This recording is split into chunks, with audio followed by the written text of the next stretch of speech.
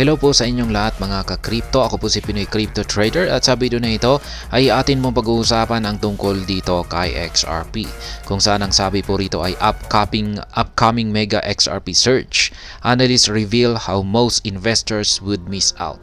Kaya ayan, meron na po isang matinding paparating na pagsabog or pag-angat sa malakihang pag-angat sa presyo na ipapakita ni XRP. At ayan, ayon po sa analyst na nakapagsabi nito ay marami daw pong mga investors ang mamimiss out ang mega XRP surge na ito. Kaya ayan, ipapaliwanag po niya kung paano ito magaganap. At yan po yung ating aalamin sa video na ito. Pero bago po tayo magpatuloy ay nais ko lamang po munang bigyang linaw ang aking disclaimer kung saan ang nilalaman po ng video na ito ay hindi po ito isang financial advice. For education and information purposes lamang po ang layunin nito. Maliban po dito ay nais ko na rin pong magbigay babala na wala pong kahit anumang group chat ang Pinoy Crypto Trader. Ayan, ang sabi po rito ay two prominent analysts have shared similar XRP price charts detailing the possible capitulation event right before an imminent XRP price surge that could replicate the 2017 uptrend. Kaya yan, dalawang analyst po yung nagkatumba ng kanilang price prediction dito or analysis dito kay XRP na ito ay nagpapakita raw ng isang nalalapit na matinding price surge itong si XRP na posible daw pong yung kanyang price surge na ito ay may pagkakatulad sa naganap na uptrend nito nitong nakalipas na taong 2017. In a recent report, crypto market watcher JD disclosed that XRP could be on the verge of a meteoric rise or meteoric surge. The analyst noted that XRP currently trades within a 6-year symmetrical triangle. XRP formed the upper descending trend line of the triangle when it dropped from the $3.3 all-time high. Kaya yan po si Ginoong JD. Yan, Pilipino po itong si Ginoong JD. Yan, kapwa Pinoy po natin yan. At isa po siya sa mga tinatawag at kilalang crypto market analyst. At madalas po natin i-content ito. Ayan, kasi suki po siya ng The Crypto Basic.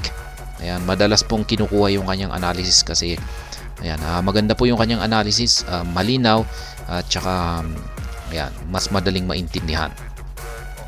Kaya ayan yung technical analysis po ni JD dito kay XRP ay ito po ay meron po siyang nakita na 6-year symmetrical triangle pattern.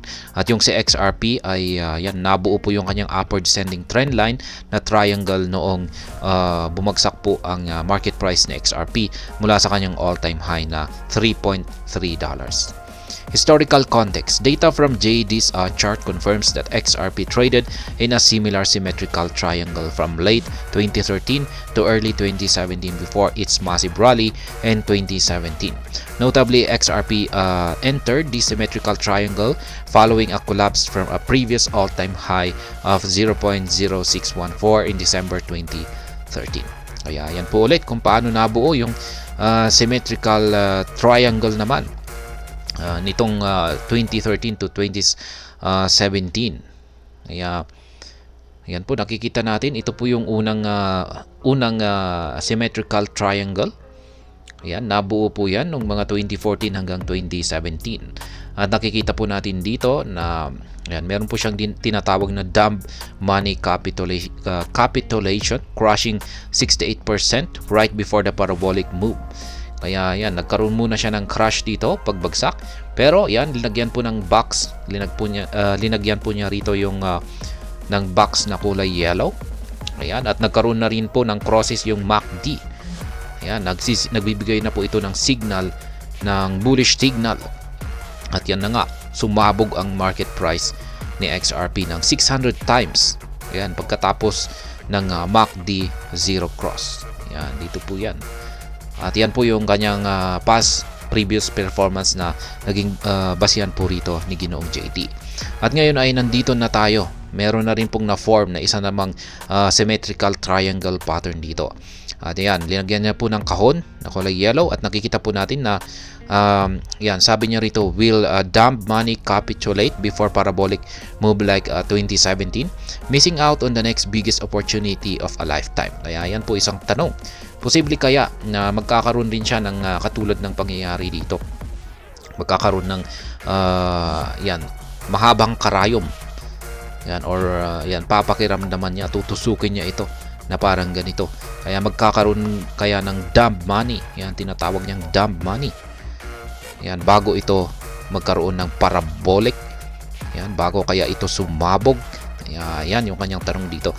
At yan, nakikita natin yan, yung kanyang MACD crosses 0 in coming months. Kaya yan, question mark po yan. Posible kaya na magkakaroon ng crosses na rin sa 0 katulad po ng nangyari rito noong taong 2017. Kaya yan po yung binabantayan natin na signal rito base dito sa chart ni Ginoong JD.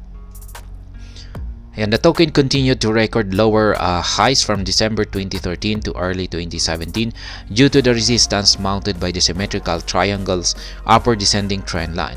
XRP recorded its breakout from the triangle in March 2017. Yan, ito po yung previous na triangle, symmetrical triangle pattern. Ayan, yung kanyang breakout ay naganap po pala noong March, buwan ng March 2017. Nagkaroon siya ng breakout at ayan na nga, sumabog ito ng 600 times. However, the XRP chart shows a massive week down in January 2017. According to JD, this week was due to some XRP investors selling off their holdings amid XRP's underperformance at the time. Recall that XRP initially lagged Bitcoin and the broader crypto market in 2017 bull run. Kaya yan, ito po yung tinatawag niyang dump money rito. Ayan, nagkaroon daw po ng ito pagbagsak dito sa presyo na ito. Ayan, yung tinatawag sa candlestick na ito na tinatawag po niyang dump money kasi nag-underperform na rin daw po ang kalagayan ni XRP dito, kaya marami daw po ang nagbenta rito na mga investors, mga holders na XRP. At ang sumunod pala ay dito na pala siya sumabog. Kaya malamang ay baka ganito na rin yung mangyayari ngayon. At kung sakaling bumagsak po siya rito, ay ayan, posibleng bumagsak po siya rito sa kanya. Linagyan po niya ng linya rito sa 0.786 na yan. Nonetheless, the token eventually recorded a massive surge shortly after this capitalization.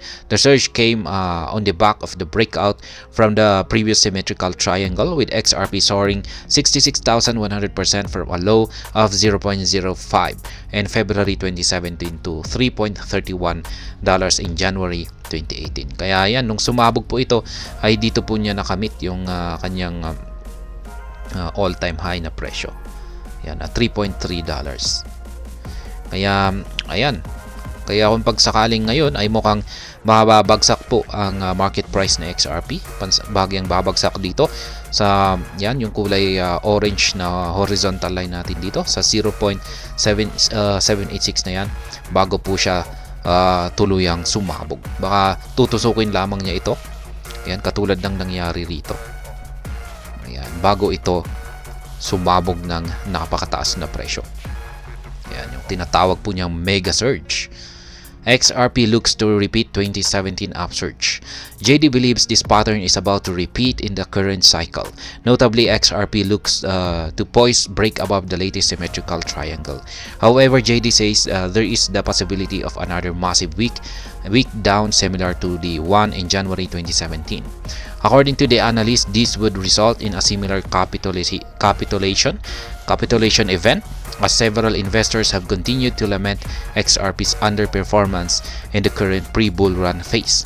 Interestingly, BTC is 62% up since September 2023, while XRP is only 2.6% up within the same time frame. This reality has triggered investor angst. The MACD indicator compounds JD's confidence in another meteoric rise for XRP. In 2017, the breakout from the symmetrical triangle occurred alongside a cross above zero for the monthly MACD. He expects that MACD cross to fuel the uptrend further. Kaya yan, Yung isa pang naging basihan dito ni Ginong JD ay itong MACD. At yan, nakikita natin na nag-cross po siya ng 0 dito nung nagkaroon po siya ng matinding pagsabog nitong March 2017. Ayan, nag-cross po siya rito at sumabog. Kaya yan, ngayon sa kasalukuyan ay ayan, posible kayang mag-cross ulit ang MACD. At kung pag nag-cross po yan ay mukhang yan, tumataas yung possibility na mukhang marireplicate nga or mauulit yung previous performance ni XRP dito noong mga 2017. In an exciting turn of events, the Crypto Sniper, another prominent analyst, claimed JD copied this exact analysis from him. The Crypto Sniper shared a chart he made on his commentary. Ayan. Isa na rin pong analyst ang naglabas ng kanyang analysis dito kay XRP. At siya po ay walang iba kundi si The Crypto Sniper. At ayon pa sa kanya ay mukhang kinopya lamang ni JD yung kanyang analysis sa kanyang analysis. Kaya ayan naman po yung sa kanya. Pareho sila ng analysis dito. Sa kanya naman tinatawag niyang flash out yung yung pagbagsak dito ng market price ni XRP nitong previous na symmetrical triangle. Nagkaroon muna ng flash out bago ito sumabog. Yan, pero kay Ginong JD ay tinatawag po niyang dump money. Yan, ganun na rin yung inaasahan dito na mukhang sa mga susunod na araw or susunod na linggo ay magkakaroon din ng flash out bago ito sumabog. Ayan, parehong-pareho lamang po sila ng analysis dito. However, the Crypto Sniper asserted that using MACD was inaccurate. While it is uncertain who copied who, the fact that both analysts have the same setup further solidifies the narrative that XRP could be on the verge of an explosive rally. Kaya yan, ngunit ang pagkakaiba raw po rito ay hindi gumagamit itong si Crypto Sniper ng MACD. Kasi sabi po niya ay inaccurate daw po ito or hindi daw po maasahan yung ibinibigay nitong signal. Yan, pero gayon pa man ay maski yan, kung sino man naman wala po tayong pakialam, hindi naman po mahalaga kung sino sa kanila ang kumopya sa kanilang analysis. Baka nagkataon lamang po siguro na nagkapareho sila ng analysis. Basta ang maganda po rito ay pareho po sila ng kanilang inilabas na analysis dito kay XRP, kung saan ay ito po ay nasa nalalapit na posibleng isang matinding pagsabog. Meanwhile, XRP currently changes hands at 0.5247, down by 1.28% over the last 24 hours. The crypto asset has collapsed 15% this year amid the market downturn, while BTC is only down by a meager 0.68% within the same time frame. Ayan po yung kalagayan ngayon ni XRP. Siya po ay bumagsak ng 1.28% nitong nakalipas na 24 oras at ang kanyang market price ay naglalaro po sa presyong 0.5247. Kaya ayan pong muli. Ayan ang dalawang mga kilalang crypto analyst ang nakapag-predict dito kay naglabas ng kanilang prediction dito kay XRP na meron na daw pong isang nalalapit na isang mega upsurge or isang napakatinding pagsabog na magaganap sa market price ni XRP. At ayan, hanggang dito na lamang po tayo sa video na ito. Sana po ay inyong nagustuhan ang aking paliwanag dito. Kung inyo po itong nagustuhan ay pakiclick lamang po ang like button nito. Para naman po sa mga bago lamang dito, kayo po ay aking inaanyayahan para mag-subscribe.